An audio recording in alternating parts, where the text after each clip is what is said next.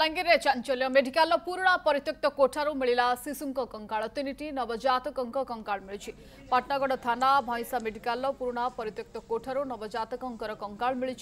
घटनास्थल में Patnagarh police scientific team पहुंची तदंत करुछि तेबे किए और कहीं स्थान में तीन नवजात शिशुर भ्रूण को ए स्थान में फिंगिला ताहा जଣା पड़िनी।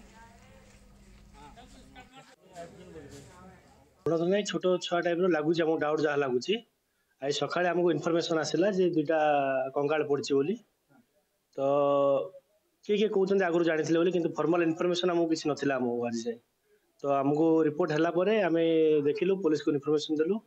आमर इंचार्ज अच्छा सुपरिटेडेंट सार जी अच्छा इंचार्ज इनफर्म करूँ सी आसते बाकी साइंटिफिक टीम आसते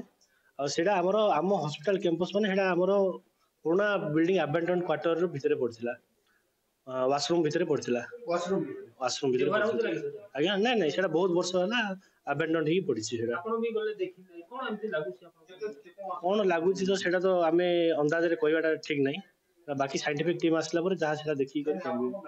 सका सुनबार लगे पानी जे हॉस्पिटल रे दुटा भ्रूण हत्या पड़ीछन बोलिक आरो आमे आसिक देखनु भीतर के तो आमे नहीं जीवार दली जहाँ फोटो रे देखुछु सेटा संदेह लागुचे बोधे होई पारे बोलिक संदेह वाला तो किसी कही नहीं होता बाकी दुटा भ्रूण हत्या होइछे बोलिक लागुची।